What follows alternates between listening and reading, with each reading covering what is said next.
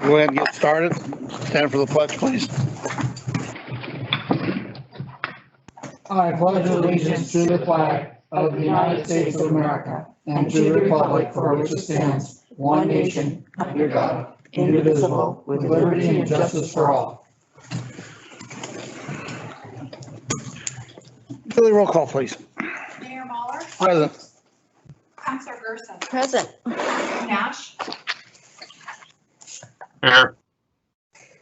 Counselor Trask, Here. Counselor Goebel,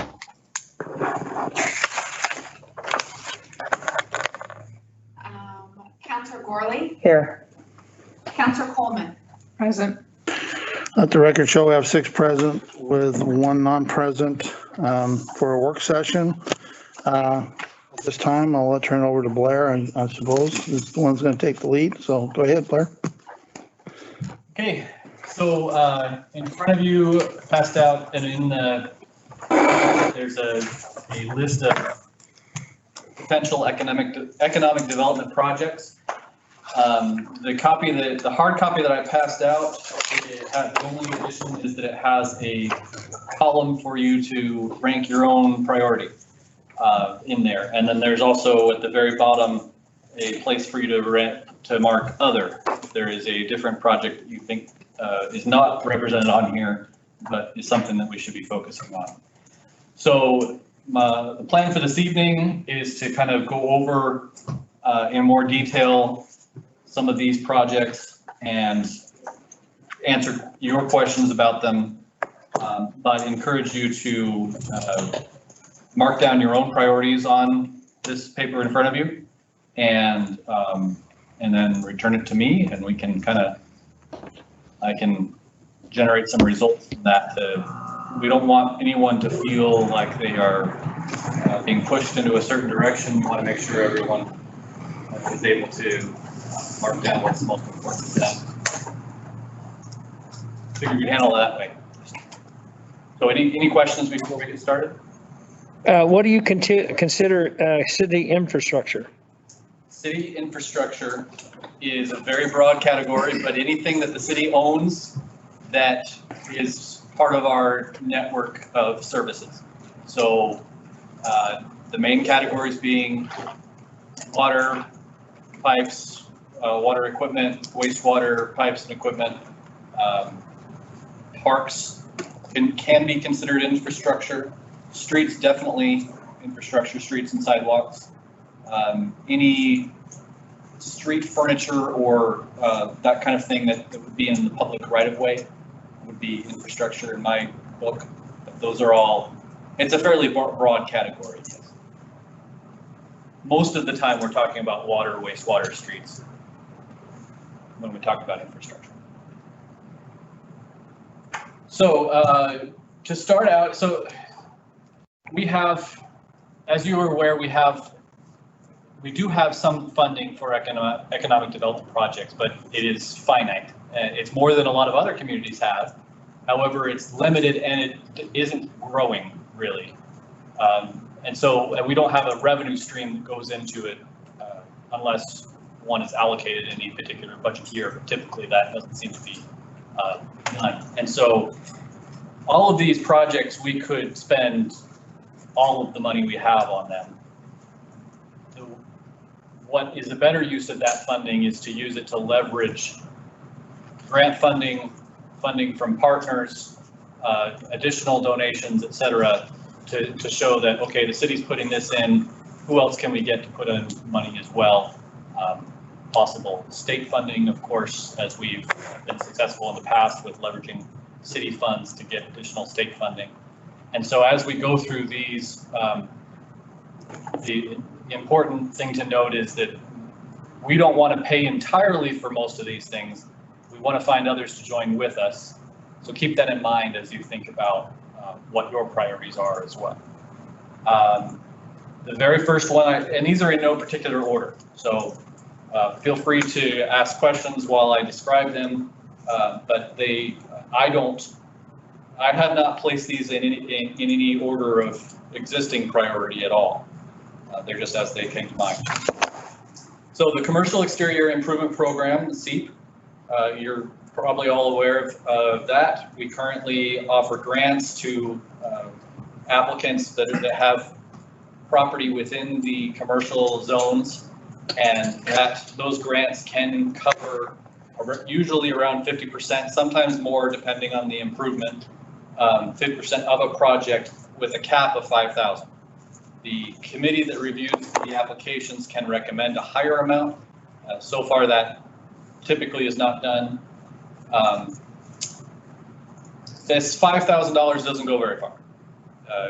Some projects are done with this program in mind, and so they are small and limited in scope, and some applicants will purposely have a smaller project that gets the most bang for their buck when it comes to this program. Other projects, for example, we got an application for repaving the Thriftway parking lot and some of the improvements in their parking lot. That overall project is $183,000. And so 5,000, I mean, it's certainly nice to them to get a little bit of a discount essentially on what they're doing, but it's not a huge thing. And so the question, the activities that we have is we will continue, of course, to operate the program because we have it, it's funded. But we do need to decide whether this is something that's a high enough priority that we should funnel more money into it, and how things should be changed if we want to make the program more effective. My own opinion is that if we limit the geographic area that the program is effective in, we may see more bang for our buck when it comes to the effect on the appearance of the city. This is because people's impressions of the city, which is kind of the intent of this program, are skewed toward the downtown. When people drive in from Lebanon, the first thing they see is what they form their opinion on. If more people came into town from the east, then we would probably be more concerned about the gateway there. But the reality is more people come into town from the west. And so you get to downtown first. Some ideas are if we limit the scope, the geographic area, then perhaps we could convince more of those property owners to apply. At the same time, if we limit that scope, we could also increase the amount and perhaps spend the same amount of money or maybe a little bit more, but get more bang for our buck because we're tightening it up into that smaller area.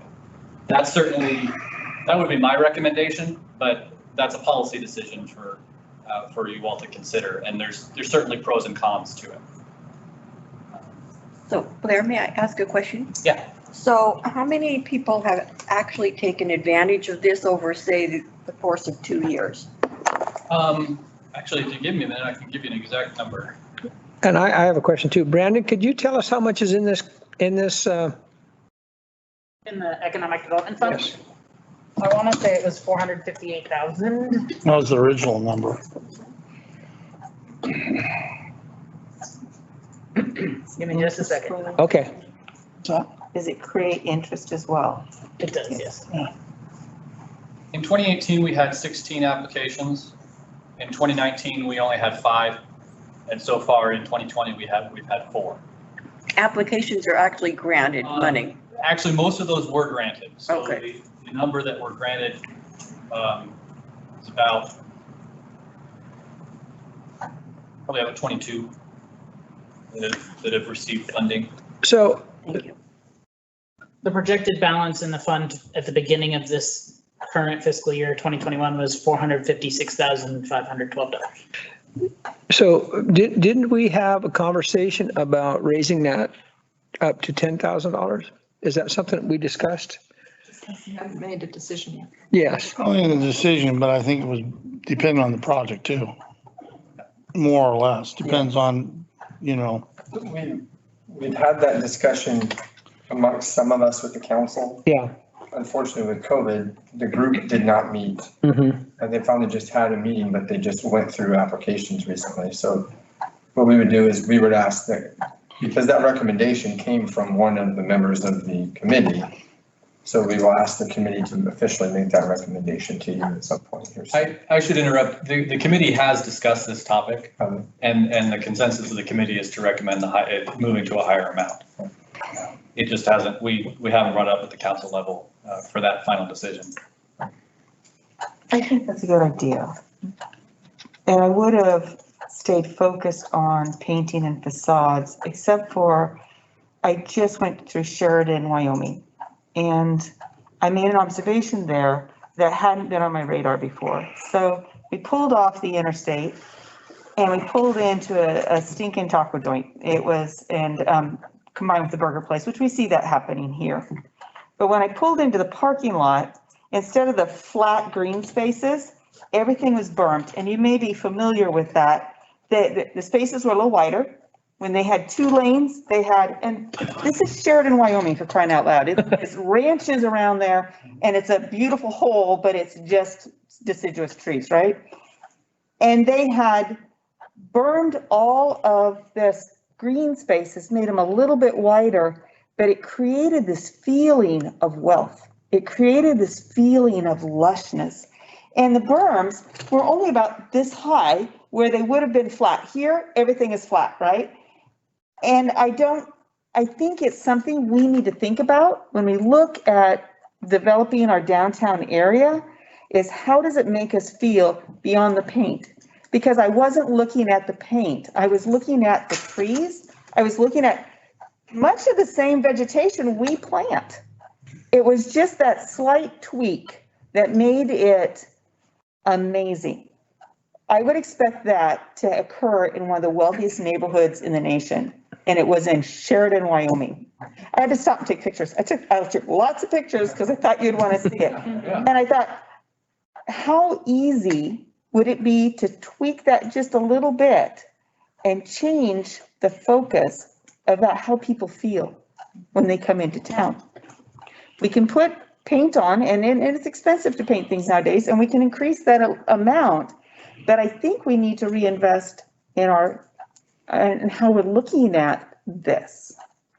And if Sheridan, Wyoming can do it, we can too. And it's about emotions when people come to town, how they feel about our community. And if we're supposed to be this wonderful logging community in the mountains, why don't we share that with people when they come into town? And we're not. We're just doing what every other flatlander is doing, and we don't have to. We got dirt. We got dirt out the wazoo. And so it was just amazing. One thing on that note, with the way the program is set up, people give us their application of what they're going to do, and it falls into various categories like the pedestrian environment, the facade of the building, the parking lot, ADA access, these various categories, and they all have various percentages of what the city will match on those particular things. What we don't have in the grant program is any indication of what we want. Like, what kind of design standards do we want? Do we want berms? Do we want a specific look or a look and feel? And that's not really present, and it's debatable as to whether that should be part of the grant or not. Because at this point, it's very much been the individual property owner's desire of what they want their property to look like, and they'll apply and the city will help them out. So I guess that the policy decision is, do you want to exert more of an influence on what things look like when it comes to the application that we receive? Are there certain things that exude Sweet Home to you, that is a look that you want, that we can include with the application, and so that when people apply, we can say, yeah, we'll help you out at this lower amount with these things, but if you do these other things that we actually really want, then we'll have a higher match, or there's a larger amount or something like that. So we could tweak it in that direction if you'd like, but we do need some direction as to what are those things? What is the look and feel of downtown or of Sweet Home in general that you want to promote that we can include? It's been the $24,000 question for 20 years. Right, so if you look at Yeah. the you look in downtown improvements, which is the fourth box down and you go over under sub activities, we have listed a downtown streetscape and parking plan. That's one of the things that we need to do. And I would go a step further and say we not only need to have grants available to it, but we need to have code written that requires it. Sometimes that's not real popular, but when you look at communities that have done that, it's been very successful. Leavenworth, Washington, for one, it's a little Bavarian Village. That didn't happen overnight. It took 20, 30 years before everything caught up to it, but they put the codes in place. And as buildings had to have improvements done, they were required to follow that code. And that's been consistent in lots of small communities all over the place. And I think that's something that we need to have a discussion about. And it may not be popular to require that people conform with the code, but I think the community as a whole will benefit greatly from it. And I think a lot of people in the community would actually support it. It's just when that person, that building owner comes in and they're like, well, I don't want to do that. The community says that you don't, that you have to, is what their response is. One of the success stories in that area was I think the city of Sandy had a fairly successful program. They referred to it as Sandy Style, where they had a certain look that they were trying to convey. And they used their urban renewal district to pay for an architect to do a facade for every single building in their urban renewal district. And they went to the property owners and said, this is what we want. This is the look we want in front of your building. We will pay for it if you give your permission. And they used their urban renewal money to pay for those things. Now, we don't have an urban renewal district, and it's not an easy thing for us to do because of our current tax structure. However, we could possibly take a step in that direction and have that style or those codes of what we want, and have it built into the grant program, have it built into the development code, so that when improvements are made, you have to tweak it with these things on the facade.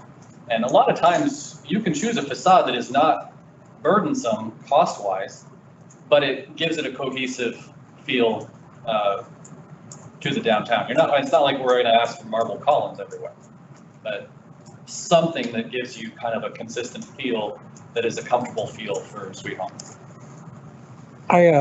I talked to Victor's at their office the other day, and I talked to him about that piece of property that's between, that Frontier, is that the tavern there? Between the Frontier and there's that little building in the middle. And I think that we should maybe possibly look at buying that piece of property and get it, because we talk about downtown parking all the time. That might be something we could look at. I don't know about that business wanting to get rid of it or not, but maybe we could go together with them or something and have some public, I don't know. I'm just asking. Very viable. Yes, yeah. Absolutely. And we'll talk more about that when we get to talking about the streetscape plan and our ideas with that. I thought that the previous conversation in regards to the SEAT program, that there were some recommendations, strongly recommended color schemes that had been developed as far as board types and wrought iron fixtures and stuff like that. I don't know how far that went into the application process, but I knew that that was a discussion when they were developing the program. There are some materials that we have that were examples that the committee liked, and obviously people liked, and those were used, but there's nothing in the program that requires anybody to do that. And even in the application packet, there's no pictures or examples of those things. So while certainly we can recommend, well, it hasn't been, we haven't been strongly recommending. We could obviously do more when it comes to providing pictures and designs and things like that. But if we really want it to happen, there needs to be some sort of requirement in, or some, either a carrot or a stick or both. I think the other thing that's a really high priority is broadband. If we want people to bring their businesses to Sweet Home, we're gonna have to fix that. are people who won't come to Sweet Home because their children don't have access to fast enough internet to do the work they need. We need to have more accessible. It is a state and national discussion, but we need to be thinking forward on who needs that and who would benefit from it. If we're trying to draw businesses into Sweet Home, they're going to expect that. Smoke signals isn't effective? I think also if we're trying to attract remote workers and You bet. There's a lot of money there. I understand that Brownsville is putting fiber prem. They have a company that's doing it for them. I don't know where the money came from, but We have fiber here, but they're not releasing it. yeah, well, they will have to tie into somebody that has something going to Seattle. So, or it goes, the route. And those are getting tight is the way I understand it, but that's beside the point. There are cities, I think not SIO. Halsey. Yes, Halsey did, and so is SIO did it a long time ago. So, And I'll just skip ahead then to the, further down, there is a space where we put broadband internet. And there's a few different, as you say, it's increasingly becoming important. It really is becoming more of a utility that is required for daily life. There's a few things we can do. We can start with little things like we require conduit in new development areas. Conduit is the pipe that you run the cables through.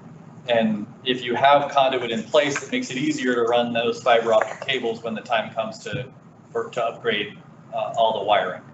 That's a low, easy thing that you can require. Beyond that, there's actually putting in infrastructure, wireless access points in certain areas with a plan to move that out further, even going so far as to form a utility. Those things are things that some municipalities have done. It's mainly a question of community will. Does everybody want it enough to do what's necessary to put it in?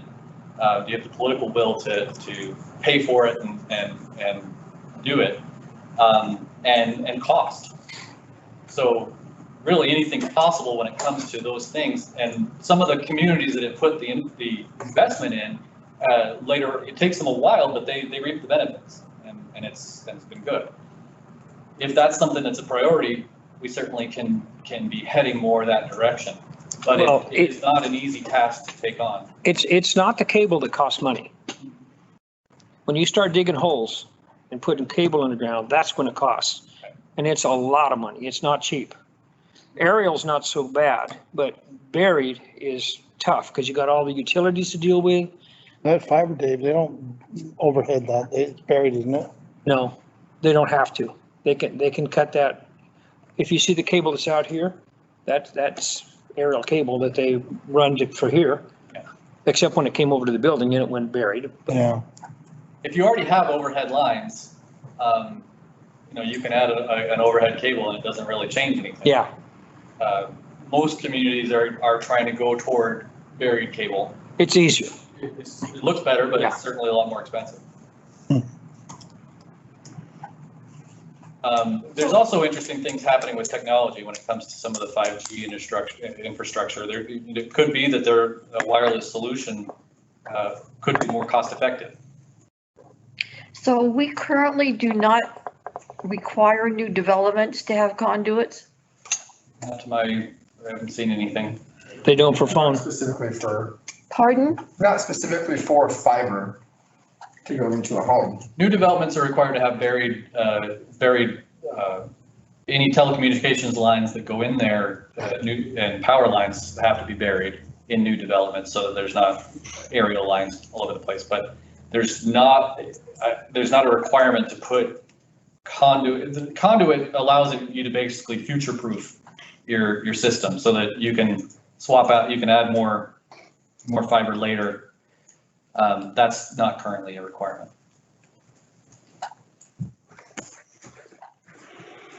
So moving on, any other questions or comments on that? But you got to remember that if you have Comcast putting wire in and you have CenturyLink putting wire in, you gotta have two different conduits, because you can't use the same. And that's the question is if we do want to move forward into that space, determining, okay, what is the technology that we want to try to promote? And do we want to try to work with partners, or do we want to do it ourselves?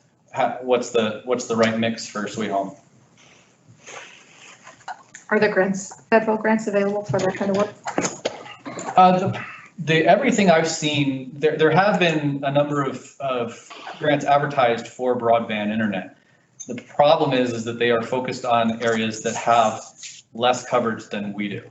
And so every time I look into one, it always looks really exciting. And then I look more into it and realize we have Comcast and CenturyLink provide too good of coverage for us to qualify for some of those programs. The next one, second down on the list is the 24th, what we've started calling the 24th Avenue Economic Development Corridor. This is the gateway into our property at the former Knife River Quarry, and the mill property in between, basically the road that would provide access.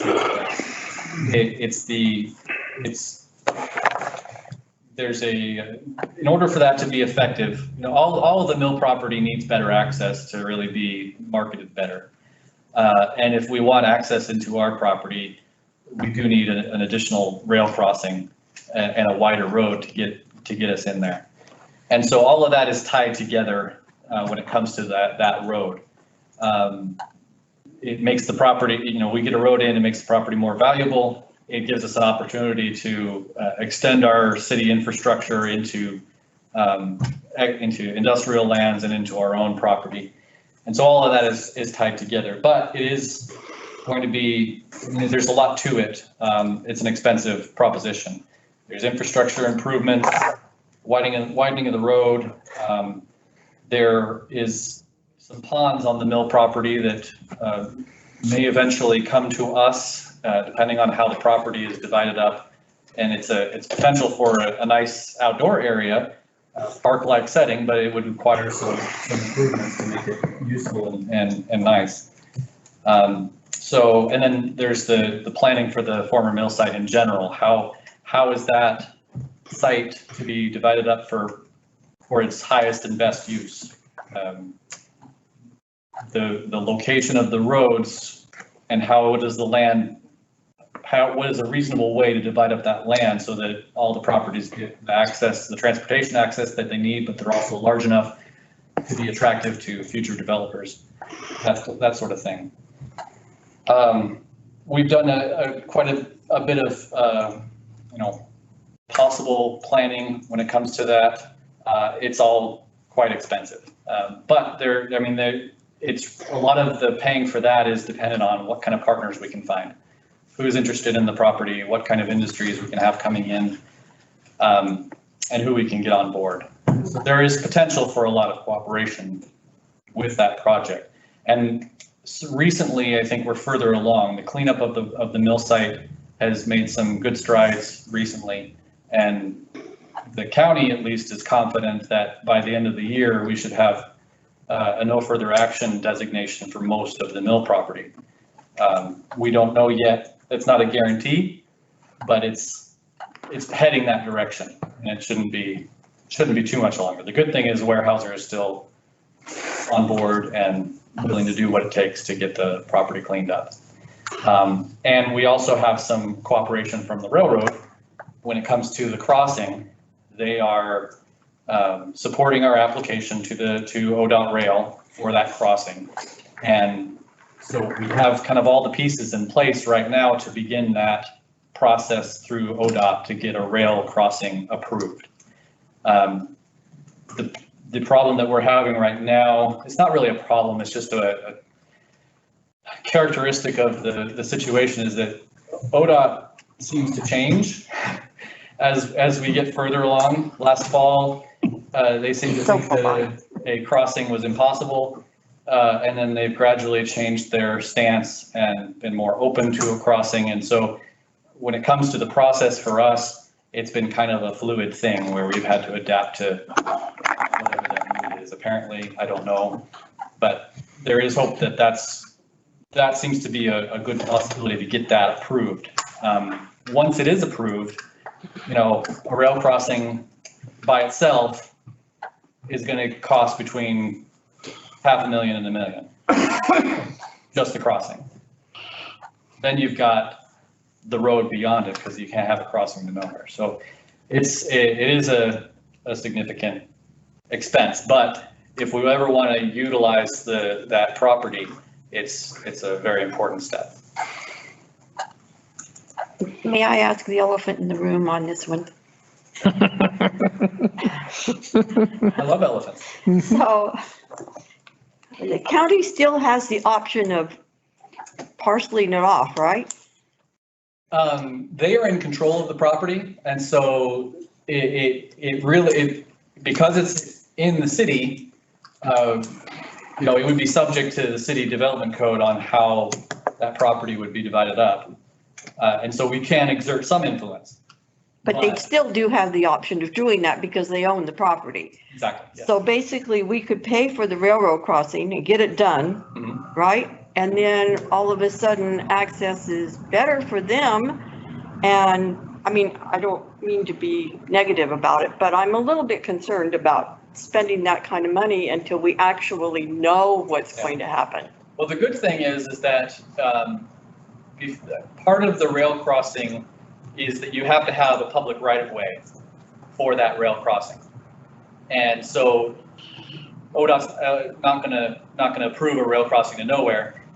We do have to have a land dedicated for that right-of-way. And so the support that the county is giving us at this time, they've given us a letter of support saying that they intend to devote city right-of-way on the north side of the tracks to the future 24th Avenue in that location. Once they dedicate, and we're working with them to make sure that happens. Once they actually dedicate the land for the road, then it's public right-of-way and it's in our control, that particular corridor. Now, the land on either side of the road, of course, would still be theirs at that point. But at least we'd have a right-of-way across the mill property that would be in our control and give us access at our property. But Ray, did you have one you want to add? Just a quick update, Commissioner Tucker and Commissioner Nyquist have both been extremely supportive with that property, especially within the last 8 weeks. Yeah. And they actually sent us a draft last week on an agreement. I haven't had a chance to read it yet. It essentially allows us to act as the lead developer. Commissioner Nyquist has said, look, it's in your city. You guys market it and develop it. There's some discussion about how the funds fall. They're working right now with DEQ. There are certain areas of that property that are clean. And so they're working, and DEQ is actively working at addressing those sections with NFA orders, which would allow them to market and sell those areas, and then potentially utilizing those funds for any further cleanup or to repay any of the lien. There's actually even some movement at the federal level about being open to discussion of the lien and the lien amount. So the county actually, particularly in the last 8 weeks or so, has, for the most part, been very agreeable to working with us. But over the past 8 weeks, there's been, I would call it fairly significant movement in a positive direction there. And I think with the new commissioner, if the person we think is going to win wins, that'll probably continue to improve. so regardless if it's county or city, improvement in that area benefits us. When that becomes homes and apartments or whatever it becomes, as long as it's back in the tax rolls and stuff, it's good for us. I So, agree. It doesn't, opening that up will only help us. Well, but that's not the only issue we have, because we've got to go from the tracks back out to Main Street. And we have something to do there that's not, I'm assuming it's not. What's the update on that? To be up to date on that, we do have a verbal agreement with the owners of the property. Yes. At the corner, and the H&H Machine and property there. They are in principle agreeing to, we have a plan in place of how much land that they would give up, and then we would give up a portion of the city public works yard. That is all done except for one thing, and that is the environmental state of the city's public works yard. They expressed some concerns and wanted to know that what they were getting was clean. I provided the information that we had. They weren't quite satisfied with it. And the property for the public works yard does not have a no further action designation. I did some digging, when we bought it several years ago, Weyerhaeuser, the agreement for the purchase, Weyerhaeuser was on the hook to get to a no further action designation for that property. Don't know exactly what happened, but somewhere around 2009, DEQ asked Weyerhaeuser for more information and never got any response back, and nobody pushed further. I spoke with a person at Weyerhaeuser a couple months ago, and she looked into it. They were very professional, very accommodating, and basically said, yeah, this should have been done, should have been completed. Let me get back to you on what the process is. She got back to me and sent me essentially a timeline of all the work that remains to be done to get a no further action designation. And they are working toward that. And DEQ had already blessed that email with it saying, yes, this is the process. This is fine with us. And so by fall, early fall, we should have an NFA designation for that public works yard. At that point, I've discussed this with the neighboring property owners, and they basically said, yeah, okay, once you get that, give us the paperwork, we'll have our own lawyer look it over, give it a glance over and make sure, and after that, we're good to go. So it's certainly, I mean, it's not done yet, but we've got a timeline on it being done. So I'm missing part of the conversation. Okay. Last I heard, we were talking about widening that road, talking to H&H about getting part of their property. Yeah. So it sounds like we're talking about doing a property swap of some sort. Yes. I don't remember ever having that conversation with this body. So the approval for that, when I came on board, that agreement was already in the works. The actual approval for the property swap and the carving out the land, all that has still yet to come before you. So there will still be a request for council action outlining all of these. What we have with them is a verbal agreement. And so that's it. This is what we want to do. So we have everything kind of in place. Once we have the NFA designation, which isn't costing us anything because Weyerhaeuser was supposed to do it all along. Once we have that, they are willing to sign a purchase agreement with the city, and that agreement will come before you for you to authorize as well. So it's You guys have seen it. We've had preliminary works on this already. Yeah, you guys have had. We've had conversation about widening the road and purchasing part of their property, seeing what segment of and how that would look with giving them property and changing the yard and all this stuff. I don't remember that conversation. And so, I don't remember that I can give conversation. you a copy of what the swap Okay. looks like at this point. But again, it's still a draft. It's still I mean, it's not absolutely set in stone, and they have verbally agreed to it, and we've said, yeah, this looks good to us, but it will still come before you for your vote, of course. But I would be happy to provide the drafts of that for you as well. This started almost 2 years ago. Yeah. Yeah, it's been a while. It's been a long time, and we've brought it to you before and showed you, talked about it. Well, You were against it. there were some supposals on the back end, but I Correct. don't remember something about switching property with them and doing that. Because as I drive by there, I look and I see that big empty business that looked like it used to be a gas station or something, or hard across from Taco Time. I'm thinking- Separate. Yeah, I'm thinking, well, that could be an entrance way if we had to move stuff over. I get that.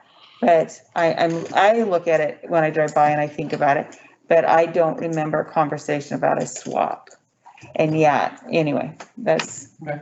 okay. So I would like to see it. Yeah, I'll get a copy to you. So, So Blair, along those lines, is the property that we're swapping for, we're getting from them, is it clean?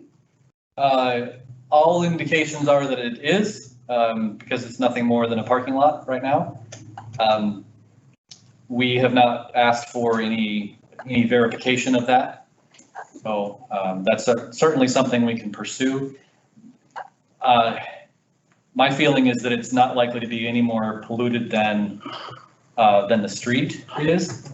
And since all we're going to do is pave over it, Okay. there's really no risk to the city, because it's just going to cap whatever's there anyway.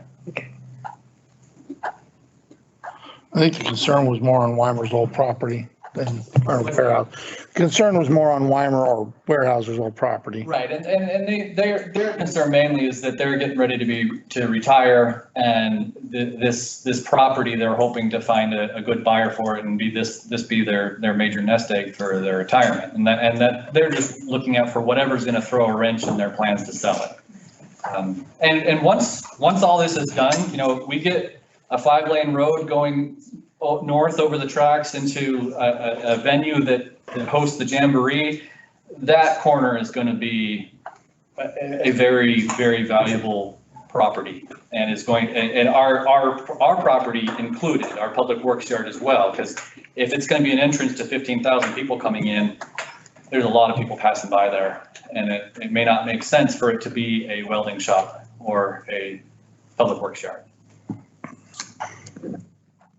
Well, we have to have the approval from Weyerhaeuser if we plan on moving from there, Public Works to here, because if you don't have that approval, you're not selling that property. Oh, the NFA? Yeah, Yeah, well, that's from DEQ, the NFA designation, but yeah, they're working toward it, and all indications are that this fall we should have that designation. Essentially, nobody knows why we didn't get it in the first place. So essentially, I've got a word. Weyerhaeuser. everyone's trying to look through their files and find out what's the holdup. Because there's no data that says we shouldn't have had it. The data says the opposite, is that there should have been one issued already. So everybody's double checking, make sure they're not missing anything, and then we should get the info. Well, I can tell you, but we're on record. Anyway. I probably should move a little faster through some of these, because we're running out of time. The next item, we've talked about already to some degree, the Knife River property / Quarry Park, whatever you want to name it. I would prefer to have a set name sooner than later because it's easier to talk about. But that's our property that's eventually going to be the home of the Jamboree. But more than that, we're looking for, we want to make it as much of a destination as possible with trails, fishing, sports fields, amphitheater, all of that stuff to really maximize that site. Because of the Jamboree being as successful as it has been in getting an audience into town here, we think there's really good possibility for public-private partnership to get things built in there. But again, it's going to take a commitment from the city. Some of that may be funding, but yes. Most of that's just a dream right now, unless you come up with $15 million. Right, that's the thing is, if we can find a partner that's willing to pay for some of these improvements in exchange for some sort of management agreement, then I think that's probably the more likely way of being able to get funding and If we had 15 million, we'd probably put it towards our poop plant in this. Yeah, yeah. Downtown improvements is the next category. These are some of this we've talked on already. The one that there's one that we already have in our budget this fiscal year is our downtown streetscape and parking plan. The vision behind that is to have a plan in place for consistent landscaping, street furniture, signage, parking throughout the downtown. And one of the reasons why parking is in there, parking is important, but we need room in the right of way for some of the other improvements. And it's likely to require giving up some on-street parking to get some of the things that we want. Which means we're gonna have to replace it from somewhere else. And we really do need to have a plan that can allow property or promote the sharing of parking in the downtown that is privately owned. That may involve acquisition of property. It may involve some sort of structure to reimburse private property owners for the work that they do on in their parking lots in order to make sure that they're public. I'm not sure exactly what that looks like, but we do need to go through a process to kind of define that, because if we have every property owner being very territorial about what's theirs and what their parking lot is, it doesn't serve the whole downtown. It doesn't make the place the destination that we want it to be, a walkable downtown. So, but if we combine that with landscaping, street furniture in the right place, street trees in the right place, that can make it so that you can, park your vehicle in a public parking lot and have a nice walk through to your store. And oh, look, there's another store over there. I'm not going to have to worry about going back to move my car because I can just walk there and then come back, and hopefully everybody's happy. But it's going to take a while to get to that everybody's happy stage of things. That plan will likely have some improvements that'll be part of it, some recommended improvements, and those will require funding or partners. Development code update we are working on as well, to make sure that our code fits our downtown, fits our community. And as we mentioned before, when it comes to design standards and the look and feel, we can include that in our code and make it so that additional future development is going to have to conform, or substantial remodeling is going to have to conform to a certain look and feel to promote what we want.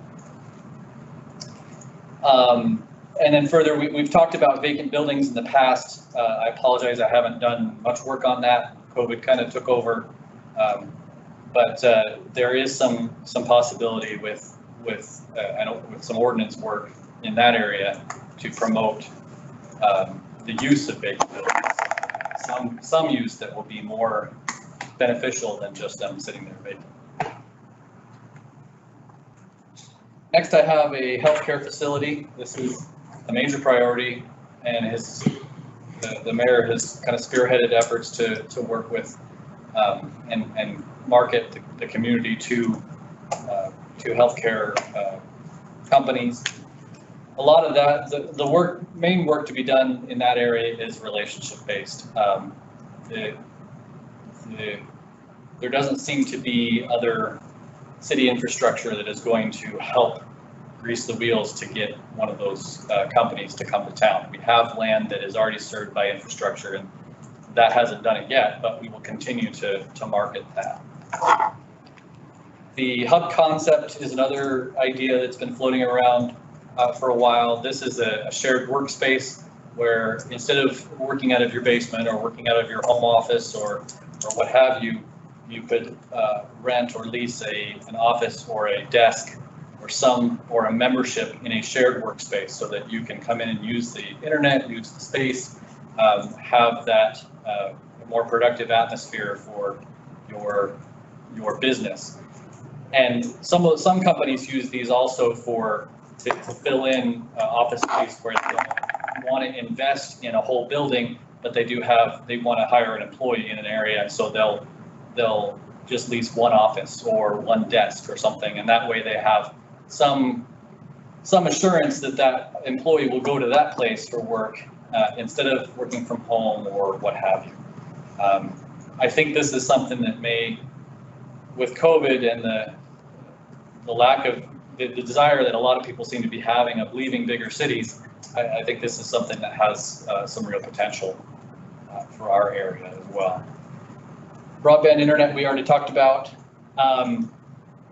Business expansion, relocation, or creation incentives.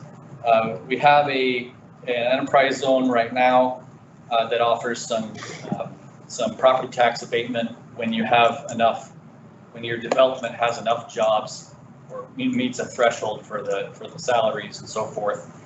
I have not found examples of that being used that recently. I think a Radiator Supply House might have used it. I don't recall. They used some state program for that, but that's just because we have that one doesn't mean we can't look at others. And so one potential use of city funding is to look at whether we want to offer other incentives beyond what the enterprise zone offers. And those would have to be limited to things that the city has jurisdiction over, because we can't give away other government entities' property taxes. We only have our own that we can have control over. But that's certainly something that we can make more of a priority if that is your desire. And then next up, I had marketing down. We do have a number of events and partners in the community that do various marketing. Do we want to partner with them to market beyond the reach that they currently have? Do we want to market to businesses specifically, business decision makers? There's certain publications that cater to people who are looking for industrial land, looking to start that or expand their business into different areas. And so it could be that some marketing would be helpful, especially when it comes to certain sites like the mill property, or if we're seeking a partner like to put in improvements for the Knife River property. Some marketing may be helpful in that area as well. I kind of add to that marketing a little bit based on the one medical organization that came to talk to us basically said that's what we were lacking in our community was promoting Sweet Home, getting Sweet Home on a roadmap. And so beyond what you're talking about, even just for image alone for our community. And that's one thing that, as I've been involved in government work, if you don't put out the message of what you're doing, other people are going to invent that message for you. And so that's the whole reason why we have a social media presence and why we have a communications officer, is that we need to get the word out on those things, because otherwise other people who don't have our best interests at heart are going to put those more negative stories out there and are going to shape our identity for us. Marketing can help with that as well. There are people outside of our region who don't know what we have to offer. And when they come here and see what we have, they think it's awesome. We do have a lot of strengths that aren't present in other communities, because we have a good amount of land that is not burdened with wetland designations and can be easily built. And we have, of course, a beautiful area that we all enjoy here. So marketing that and helping others know what we have really can shape our identity in the larger region. Have we tried to do another one of those little video things that gal did? And I think we were looking into doing another one of those that was on Facebook. Have we moved on again for that, or is that in the works, or we're not doing that right yet? So last winter we got a partner in the area to help us create a video for an application for an HGTV show. Mm-hmm. And there was it was actually really nice video. Yeah, it was. Showcased a lot of what we have to offer. That show did not select us, unfortunately. They picked someplace in the South, which I think they were, looking close to home anyway. But the reaction from that video was very, very positive. Mm-hmm. And I think more materials like that would be wonderful, especially with the cost of, I do know that there's at least one company in Sweet Home that does drone photography, and presenting that with the cost of running a drone these days and the cost of a lot of video production, it's not nearly as expensive as it used to be. Yeah. And there's a lot of possibilities with that. Well, the old adage, a squeaky wheel gets the grease. I think that's the only way you're ever gonna get Sweet Home on the roadmap is just those kind of videos constantly But in the right place. in the right place, yeah. Who's our market? Who are we trying to get here to come? I mean, we do want people to visit and go to the Jamboree and things, but right now it's not really the best use of money right now because people can't come. But, you know, when it comes to marketing to business decision makers that are looking for industrial land, for example, that's probably more bang for your buck when it comes to marketing right now. And then later, when the Jamboree gets moving again, you can focus more on visitors. But it's really trying to figure out what is the audience we want to attract right now. And then finally, other is if there's something that occurs to you that should be an economic development priority that we haven't talked about, you know, fill in the blanks and let me know, and we can. Well, I kind of see maybe parks, What's that? maybe parks Mhm. still on there. I think we should also encourage the county to continue investing in parks on this end as well, because those people shop here, they buy gas here, and it markets us better. It gives people a reason to come to town, and if they like being here, then they might want to consider living here or working here. Yeah, I think I would put parks on there on the Yeah. list. The other thing that, and I don't know if it would fall on this list or not, would be the library. That's still potentially an economic development. I think it's huge in economic development. So. It's like having a pool and our parks. Mhm. So where are we on the SDCs? Is that coming soon? I want to say it's in the next. I think it's they're slated to appear and present at the next meeting. I think it's 2 weeks from now. Yeah, I think 2 weeks from now. I think so. Have they came up with a number? What was that? They've gained kind of an idea of a number they're looking at? Well, there's still some feedback they have to get from you, but so they had to go through and compute the value of all of our assets, every inch of pipe. And so there's been a lot of back and forth between them and our engineering staff and how many linear feet of pipe, for instance, because that has to be valued. But I think there's still some more philosophical things that they've got to come back to you with to get some feedback on.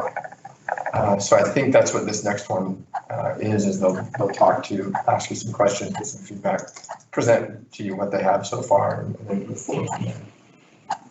Cool. Is there any other topics? Mr. Mayor, didn't we have a group and come and give us a concept of what downtown could look like? Didn't we have Which time? Huh? Which time?